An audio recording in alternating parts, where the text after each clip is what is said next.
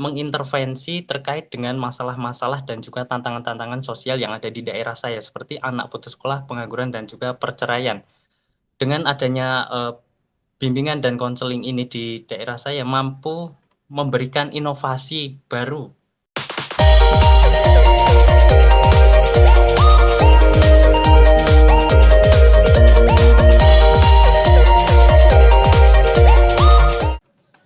Baik, selamat siang dengan saudara Fitri Basit Abdullah, benar? Baik Bapak, selamat siang. Saya sendiri dengan Saudara Fitri Basit Abdullah, Bapak. Baik, untuk menyingkat waktu, coba perkenalkan diri Anda. Baik, terima kasih atas waktu yang diberikan kepada saya. Perkenalkan, nama saya Fitri Basit Abdullah, bisa dipanggil Basit. Saya tinggal di Kabupaten Karanganyar, merupakan alumni dari program studi bimbingan dan konseling Islam Universitas Islam Negeri Raden Mas Said, Surakarta, Fakultas Usuluddin dan Dakwah. Kegiatan saat ini saya bekerja freelance di salah satu perusahaan retail dan juga menjadi driver Shopee Food.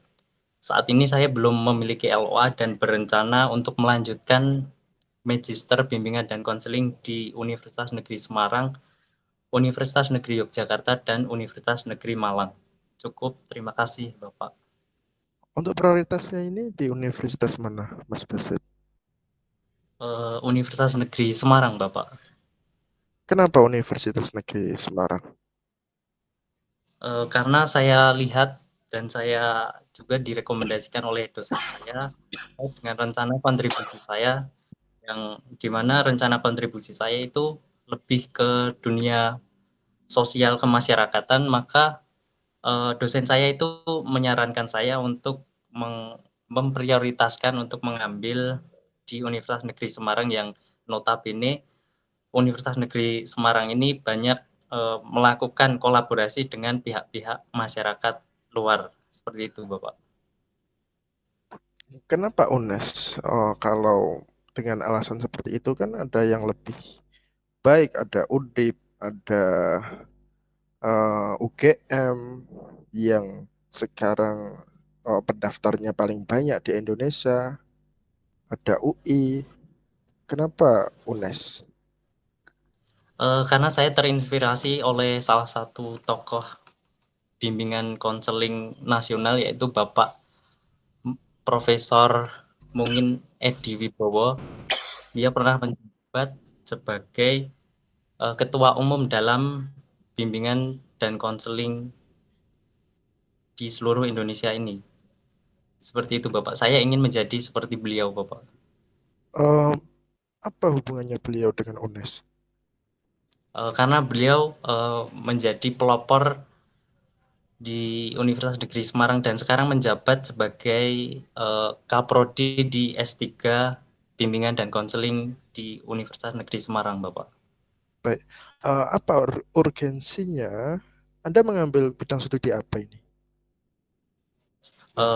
Saya mengambil program studi bimbingan dan konseling, Bapak. S1-nya? S1-nya saya bimbingan dan konseling Islam, Bapak. Baik, urgensinya ini apa untuk kedepannya? Kenapa memilih bidang studi yang kamu geluti saat ini atau yang ingin kamu geluti nanti?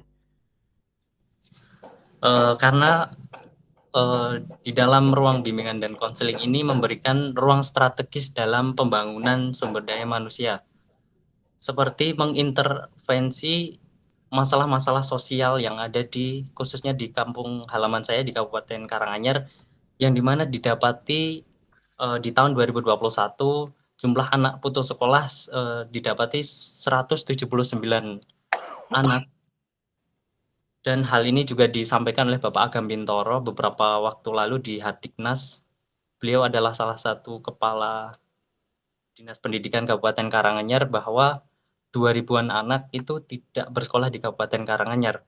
Dan tidak hanya masalah pendidikan, terkait dengan masalah angka pengangguran di Kabupaten Karanganyar sangatlah tinggi, dan juga terkait dengan masalah keluarga. Di tahun 2024 ini, angka perceraian di Kabupaten Karanganyar itu di Kabupaten Karanganyar ini yang diterima oleh Pengadilan Agama Kabupaten Karanganyar itu sebanyak 1.233 perkara. Oleh karena itu saya ingin memperluas dan memperkuat, keilmuan saya di bidang bimbingan dan konseling karena saya rasa keilmuan tersebut masih kurang mumpuni jika diterapkan sekarang. Oleh maka itu saya ingin, mengambil mata kuliah kajian multikultural dalam bimbingan konseling dan mata kuliah literasi digital, Bapak, untuk rencana kontribusi saya ke depannya, Bapak.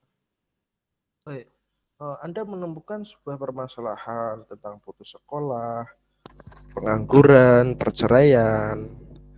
Dengan masalah tersebut, harapannya Anda bisa menyelesaikan dengan studi S2.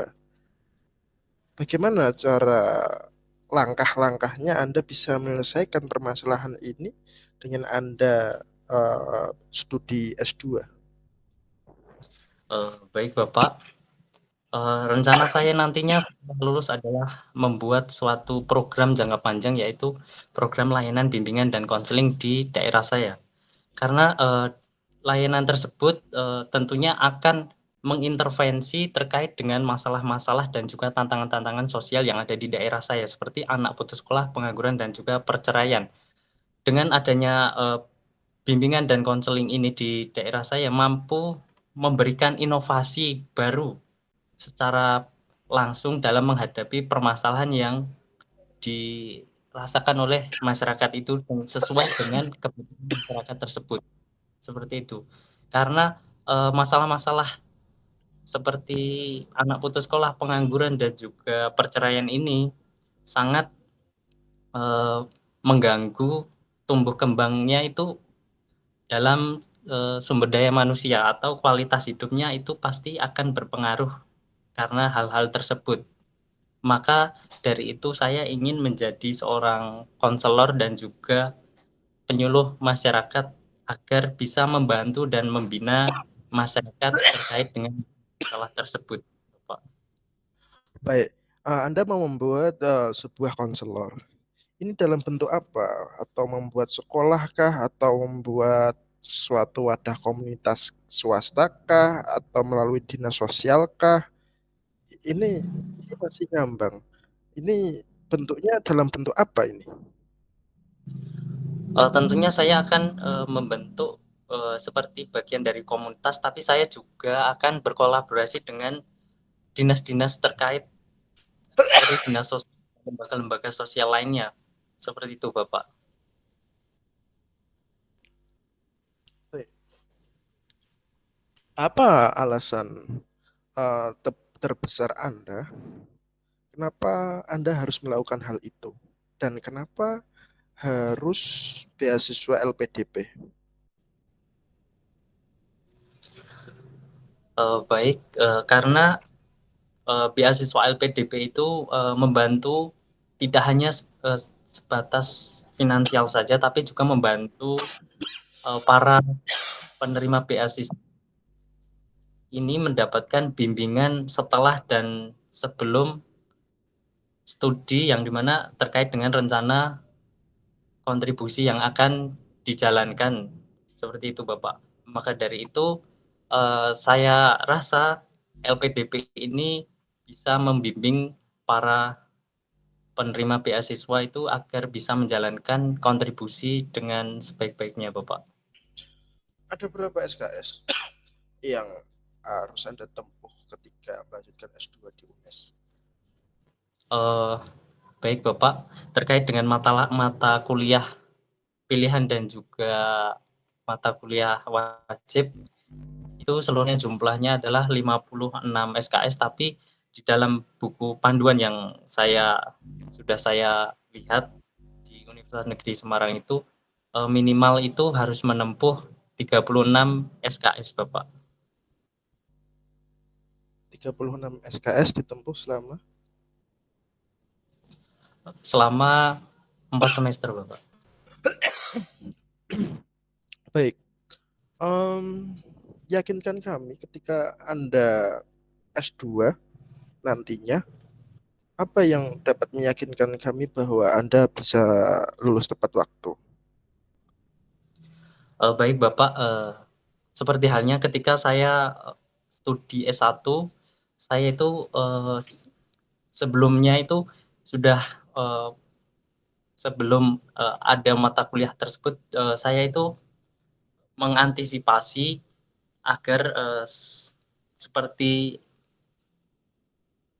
maaf maaf bentar, seperti pada saat S1, saya sudah, melakukannya itu terkait dengan me-manage waktu dengan baik, yang di mana, pada saat S1 itu mungkin sebelum, adanya mata kuliah itu dilaksanakan, saya sudah meriset, "Oh, ini mata kuliah yang akan nanti saya ambil."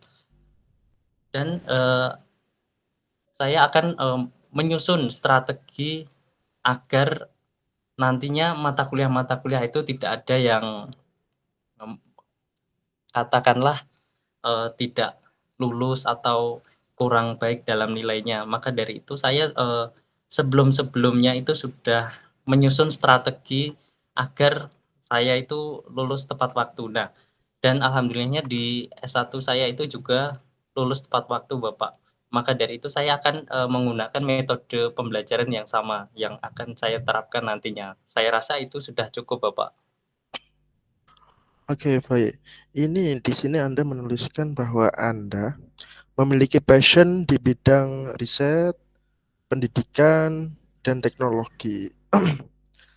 Sedangkan saya lihat di bagian riset, ketika S1 Anda tidak memiliki riset sama sekali.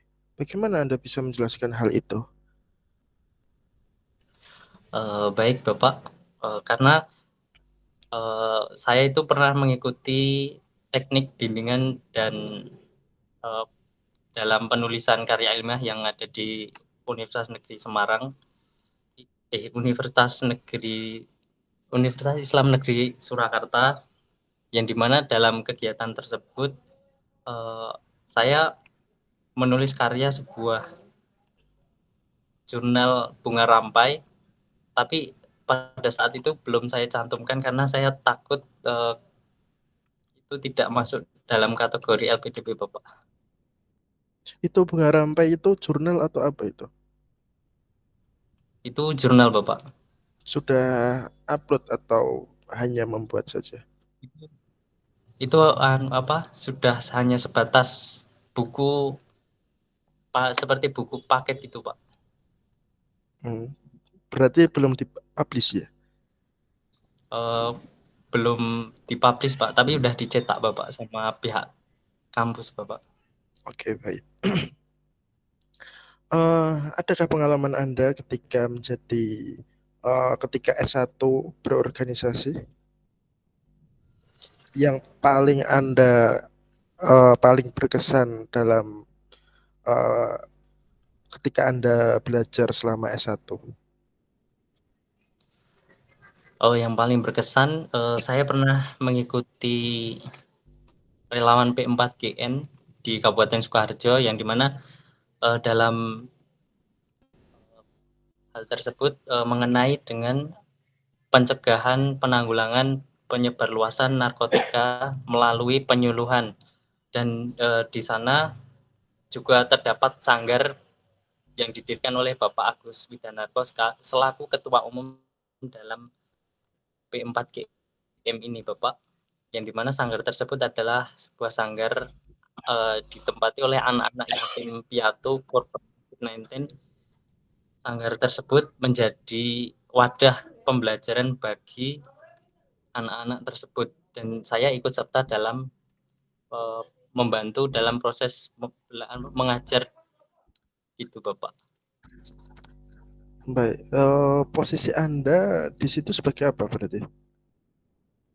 Volunteer atau Sebagai sebagai anggota, Bapak.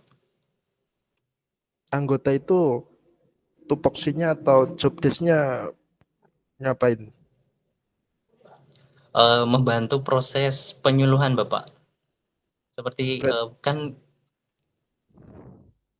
ya silakan. gimana, kan, dalam waktu penyuluhan itu seperti halnya kalau kita di dalam P4GM ini sangat unik Bapak, karena penyuluhan dilakukan kalau pada saat yang dikasih penyuluhan itu adalah masih anak-anak, notabene anak-anak itu Bapak Agus Widanarko itu membuat sebuah seperti didongengkan Bapak, yang dengan menggunakan kostum-kostum Bapak. Di situ saya membantu beliau dalam proses penyuluhan Bapak. Itu, Bapak. Dan ikut serta dalam memakai kostum tersebut. Pokoknya berjalannya penyuluhan itu Bapak. Baik. Adakah momen di mana Anda itu benar-benar terpuruk dalam hidup Anda? Baik Bapak. Mungkin pernah Bapak pada saat saya mengerjakan tugas kuliah dan pada saat itu laptop saya itu layarnya itu pecah Bapak. Jadi pada saat itu juga nggak ada uang gitu Bapak. Itu mungkin yang paling terpuruk pada saat kuliah. Berarti masa paling terburuk dalam hidup Anda ketika laptop Anda pecah. Iya Bapak, sehingga banyak tugas-tugas yang numpuk Bapak. Tidak ada apa namanya. Terus bagaimana Anda mengatasi hal tersebut? Tentunya saya pada saat itu mencari solusi melalui bekerja Bapak, mencari part-time gitu Bapak. Oke. uh, Mas Basit, uh, coba yakinkan kami kenapa Anda berhak untuk dipilih oleh LPDP sebagai penerima beasiswa LPDP. Sedangkan saingan Anda itu banyak sekali dan mereka sangat-sangat hebat. Apa yang membedakan Anda sehingga Anda layak untuk kami pilih? Baik Bapak, tentunya terkait hal tersebut saya tidak bisa menjawabnya dengan pasti. Tentunya mungkin di luaran sana banyak yang mendaftar LPDP itu untuk menjadi seorang dosen, akan tetapi ya beranggapan lain berkontribusi tidak harus melalui jalur akademisi, tetapi bisa melalui menjadi seorang penyuluh dan konselor, yang dimana kedua profesi tersebut sama-sama dalam upaya peningkatan sumber daya manusia, Bapak. Dan juga saya ingin menjadi konselor dan juga penyuluh yang berkompeten, mampu mengintervensi berbagai masalah-masalah yang ada di lingkungan masyarakat, khususnya seperti anak putus sekolah, pengangguran, dan juga perceraian, Bapak. Karena hal tersebut sangat menghambat sumber daya manusia, perkembangan sumber daya manusia, dan juga akan mengganggu kualitas hidup masyarakat, Bapak. Mungkin cukup ada kata penutup. Baik, Bapak. Saya izin untuk memberikan closing statement sedikit, Bapak. Silahkan.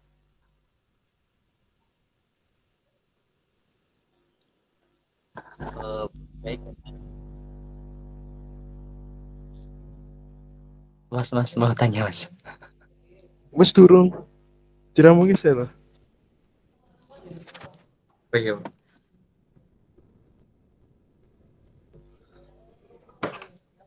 baik Bapak. Di sini saya Fitri Basit Abdullah sebagai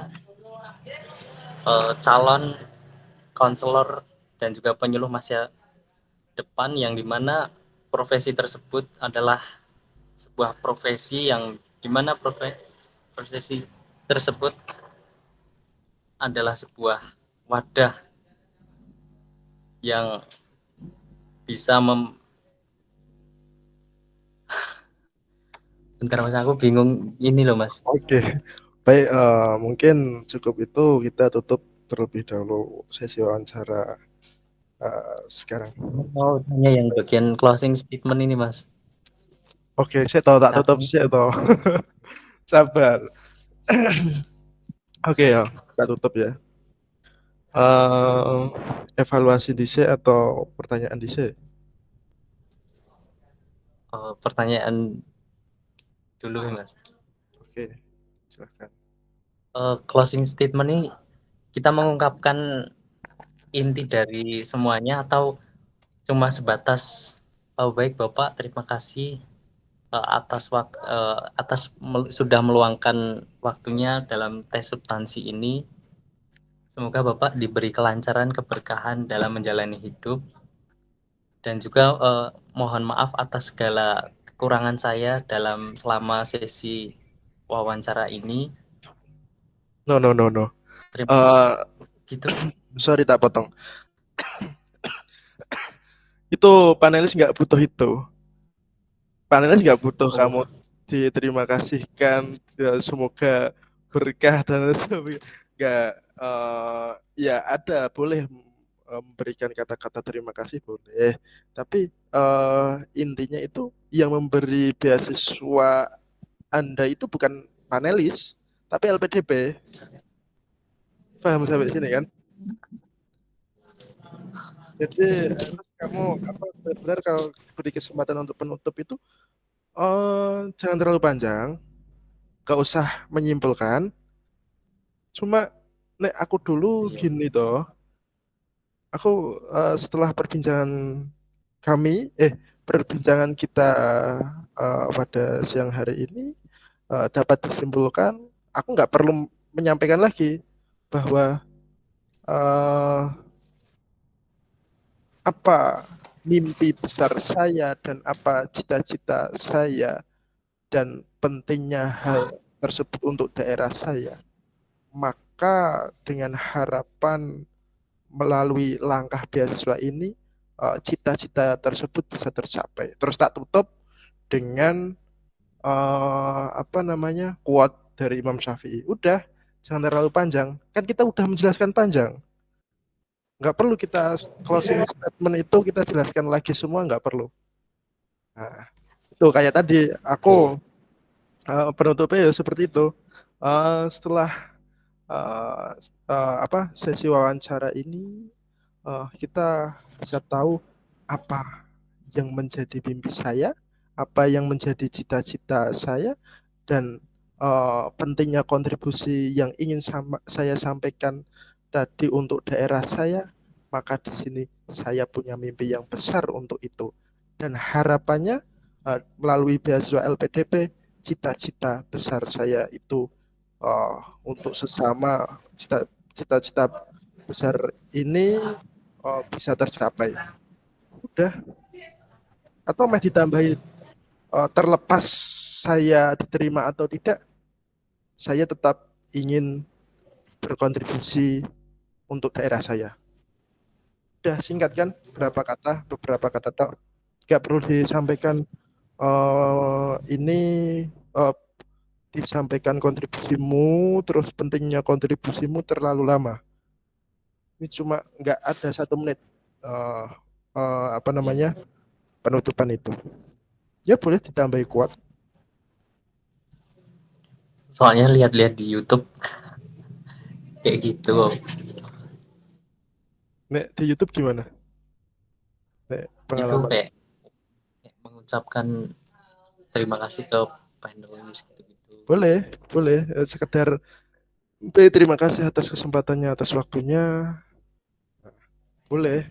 Tapi uh, kita harus bisa menyampaikan bahwa pokok poinnya bukan ini, tapi yaitu tadi tentang kontribusi kita, tentang mimpi-mimpi kita, tentang apa yang ingin kita berikan kepada negara, bukan kepada panelis,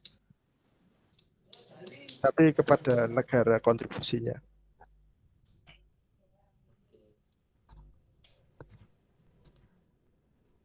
Mungkin itu. Nek tak lihat ini apa membaca? Enggak, Mas. Gak membaca. Enggak. Tapi udah membuat nganu kan?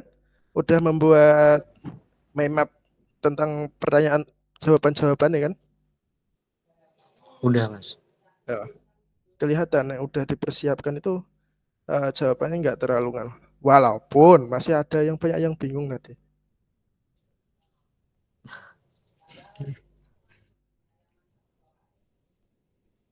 Hmm. Soalnya nek memberikan pernyataan ini mesti nggak bisa lihat ke otomatis gitu loh. Nggak lihat ke panelis tapi langsung matanya kemana-mana gitu, Mas. Iya, makanya itu dikurangi. Matamu ini kok, makanya agak curiga aku. Ini hadap ke panelis bahwa kita itu ngomong ibaratnya ngomong sama seseorang. Ya boleh sekali ekspresi wajah yang ya kelihatan sih ekspresi wajah yang kebingungan, tapi seenggaknya eh hadirnya panelis itu kita anggap nggak, jangan apa kontak matanya malah kemana-mana dan perbanyak senyum.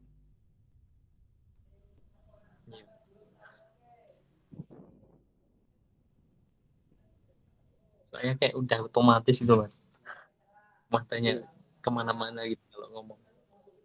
Ya, Nggak bisa ke orang. nanti itu sih pas awal disuruh muter laptop 360 derajat untuk memastikan eh, bahwa di kamar sendiri nggak ada catatan dan lain-lain. Itu nanti disuruh apa mutar laptop. Ini boleh tak evaluasi? Boleh.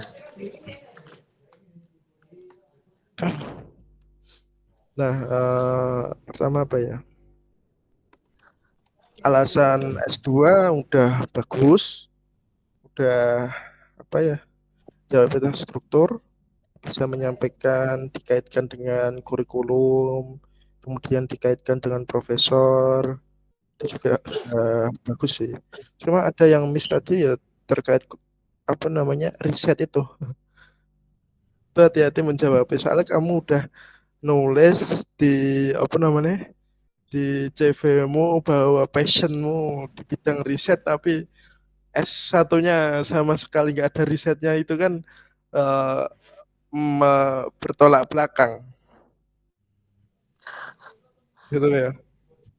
Ya karena udah tertulis ya siap-siap aja di apa namanya kalau dijawab tentang itu. Soalnya aku dulu dijawab tentang itu. Ini lupa tadi, oh enggak tak tanya tentang rencana tesis ya. Nah, rencana tesis itu juga nanti kemungkinan besar ditanyakan. Jawablah apa adanya. Iya. Maksudnya nggak nggak perlu detail banget, tapi setidaknya ada gambaran Anda itu benar-benar serius. Nanti ditanya rencana tesisnya, terus persiapannya sudah sampai mana, dan lain sebagainya. Nah, itu jawab apa adanya aja. Kalau memang judulnya, gambaran judulnya belum ada ya disampaikan aja. Gambaran judulnya, saya belum ada judul tapi gambaran judulnya nanti seperti ini karena latar belakangnya seperti ini. Penting tahu mau nulis apa dan latar belakangnya. Udah itu mungkin cukup. Dan hubungannya dengan S1, penelitian yang Iya. S1. Itu yang akademik. Untuk yang lainnya saya rasa jawaban udah apa namanya? Udah substansial sih. Kayak alasannya kenapa UNES. Uh, Tadi udah tak singgung universitas-universitas yang lain, tapi tetap UNES ya. Itu kadang uh, panelis meyakinkan bahwa jawabanmu itu konsisten atau tidak. Untuk SKS sudah di riset bagus.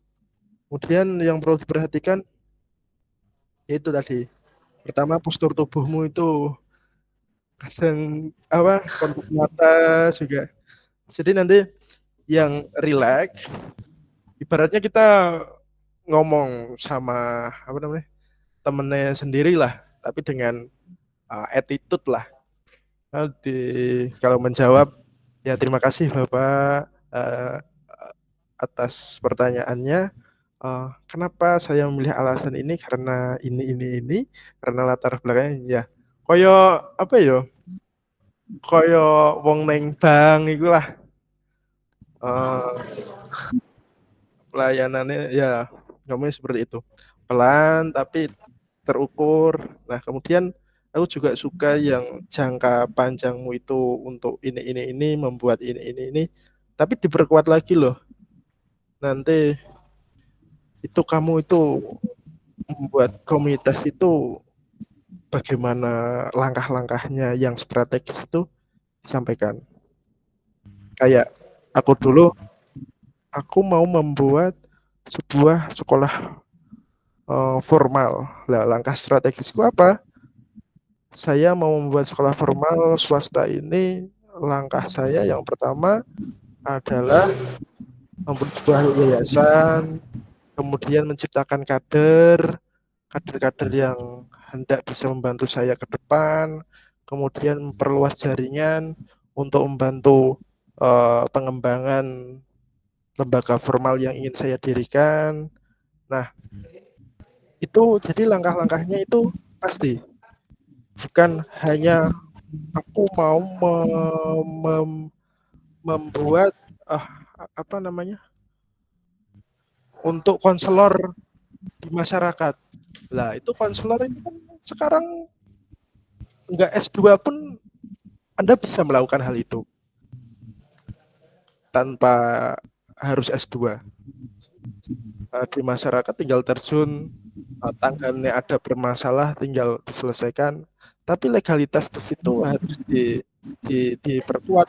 Nanti soalnya bisa jadi pertanyaan kalau legalitasnya tentang kamu ini mau menjadi konselor itu lewat jalur apa, swasta atau kamu masuk sebagai PNS atau menjadi dosen kemudian melakukan pengabdian masyarakat, nah itu atau menjadi penyuluh agama lewat Kemenak itu kan bisa jadian. Nah itu coba nanti dipersiapkan jawaban terkait itu nanti kalau ditanya. Kemudian terkait kenapa harus LPDP itu jawabannya fokus saja ke kontribusi dan visi misi LPDP. Setelah kamu menyampaikan kontribusinya dan kontribusinya ini ternyata cocok dengan visi misi LPDP sehingga akan bersinergi dan harapannya LPDP ini bisa membangun saya untuk mencapai visi misi saya. Nah, itu kan coba cari jawaban yang tidak menimbulkan pertanyaan lagi. Biar apa namanya terlalu ditanya-tanya terkait itu terus. Biar dosen atau panelis itu yakin dengan jawaban. Kemudian perhatikan nanti pasti ada soal-soal atau pertanyaan-pertanyaan yang diulang-ulang untuk melihat konsistensi itu menjawabnya itu sama enggak atau beda-beda. Tadi jawab ini, sekarang jawab ini.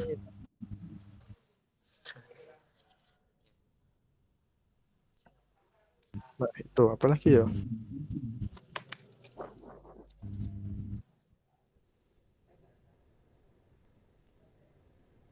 Nah, ini tadi kayak gimana ya? Ketika aku tanya tentang kekurang apa namanya momen apa yang dalam hidup Anda yang membuat Anda paling terpuruk dalam hidup Anda. Masa jawabannya ketika laptop pecah? Apakah itu hal yang paling membuat apa namanya membuat down dalam hidup. Kan pasti ada yang lebih daripada itu kan. Jangan sampai hal yang ya masa seremeh itu menjadikan beban yang sangat apa namanya ya momen paling apa down dalam hidup masuk cuma hal seperti itu harusnya kan hal seperti itu bisa diatasi dan tidak menjadi momen yang paling down dalam hidup. Jangan sampai jawaban nanti menimbulkan pertanyaan seperti itu ya Mas Basit. Dan usahakan apa namanya momen itu nggak hanya menyampaikan buruknya aja tapi bisa menyampaikan ketika berada di momen tersebut apa yang Anda lakukan. Disampaikan juga biar tidak timbul pertanyaan lagi. Nah, ketika momen itu Anda terus ngapain tuh. Nih, contoh saya dulu gini.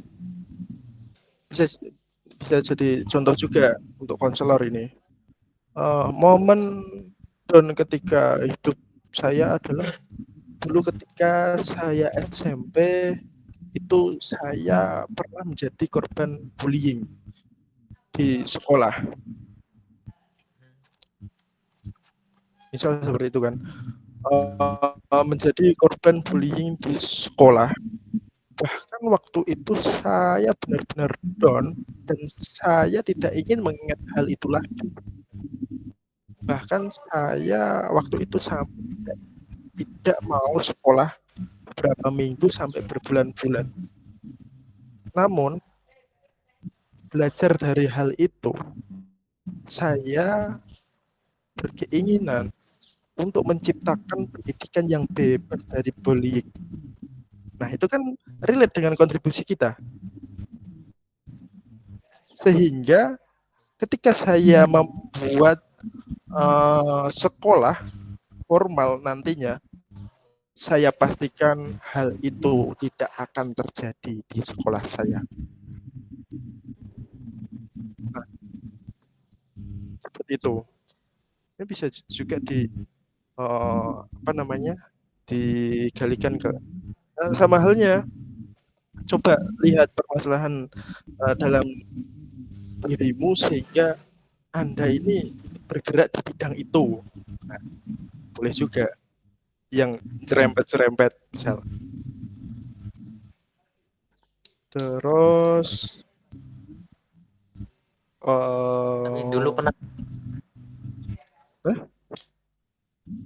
dulu pernah kepikiran ya itu kayak bully-bully gitu. Tapi kayak masa iya tak ungkapin gitu. nggak apa-apa, kan sebatas itu. Nggak ngungkapinnya itu nggak gini loh, nggak curhat terus apa namanya tidak bisa menemukan solusi dari uh, uh, hal itu sehingga dirimu tetap menyalahkan hal itu, tetap stagnan. Pasti setiap orang itu pasti ada momen di mana dia down. Nah, itu yang mau dinilai itu ketika down itu sikap yang diambil bagaimana. Nah, yang ingin dilihat psikolog itu sikap yang mau diambil itu bagaimana, apakah dia berkutik pada kesalahannya saja ataukah dia bangkit dari kesalahannya sehingga dia bisa memperbaiki dirinya. Nah, sebenarnya cuma itu sih yang mau dilihat oleh psikolog.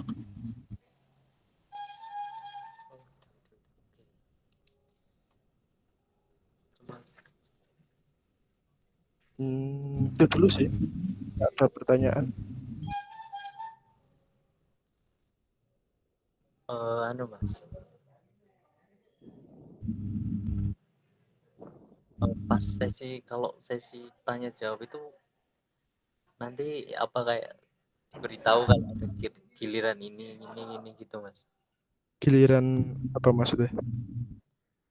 Ini ya, mau kayak seumpama dari praktik si LPDP ini nih, ini Hmm. sudah sesinya udah selesai, terus diganti ke akademisi misal, itu apa langsung diungkapkan gitu apa enggak sih mas? Nek pengalamanku dulu langsung mengalir sih, kayak ngobrol sih, mengalir. Jadi Oh ada berarti ada di sini tiba-tiba nyaut gitu gitu. nek dulu kan itu salah satu dari 3 panelis itu sebagai moderator juga yang memimpin jalannya apa namanya wawancara. Tapi beliau juga menanya. Jadi beliau yang persilahkan, silahkan Bu ini untuk menyampaikan pertanyaannya. Baik, sudah cukup Bu. Boleh Ibu ini menambahkan. Tapi kita bisa melihat dari pertanyaan-pertanyaan bahwa, oh Ibu ini psikolog, oh Ibu ini akademisi, oh Bapak ini praktisi. Iya, Kita tahu dari pertanyaan-pertanyaan yang disampaikan beliau. Dan namanya beliau pun iya. kita nggak tahu, itu rahasia LPDP.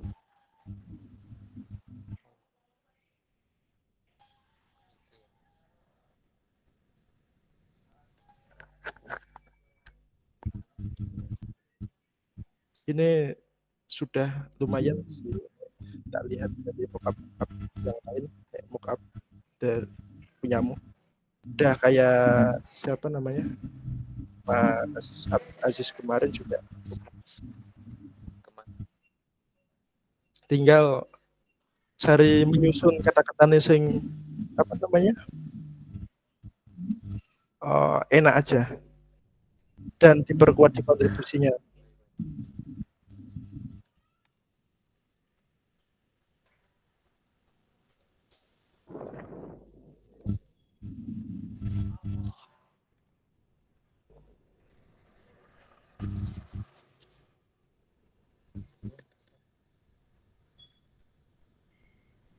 Udah ada pertanyaan lagi?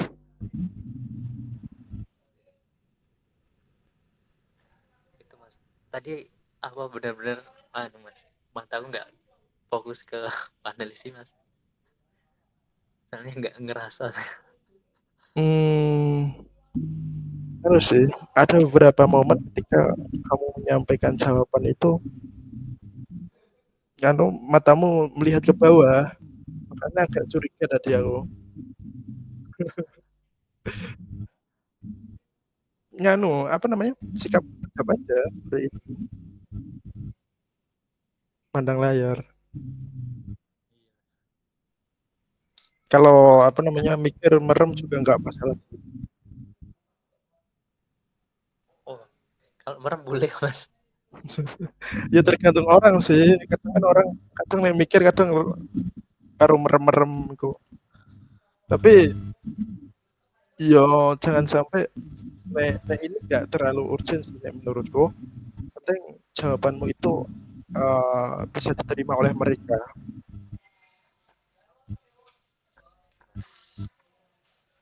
Dan kalau memang nggak apa namanya nggak nyontek ya nggak ada masalah ketika panelis apa namanya panelis bertanya, panelis curiga, jadi disampaikan apa adanya kalau memang nggak nyontek, kita tenang-tenang aja. Iya kan? Bahkan aku malah keluar 2 kali dulu. Kalau panelis curiga, aku udah cari-cari jawaban yang lain. Iya Tapi sih. panelis curiga sampai masuk lagi. Berarti nanti bener-bener HP dimatiin ya mas. Nanti kan mau ditawarin, ditanya eh laptopnya pakai HP atau pakai wifi atau pakai internet. Aku kan pakai internet. Ini oh, HP-nya wajib dimatikan. Nah, kesalahan itu karena internetku mati, HP-nya tak neteni sampai di dalam dari pihak LPDP. Aku pasrah, wah gak ketompo yo ono anu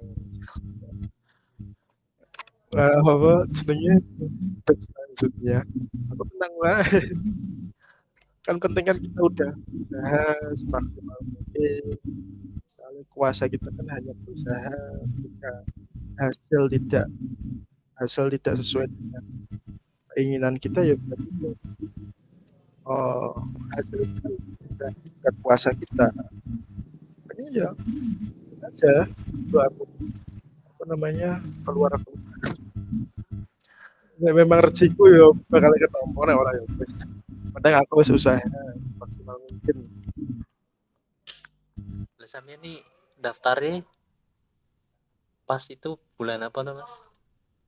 aku bulan apa ya Agustus apa ya Agustus Juni. September Oktober November Juni ya Juni Juli yang bed kedua kok Padahal itu kayaknya udah wisuda aku.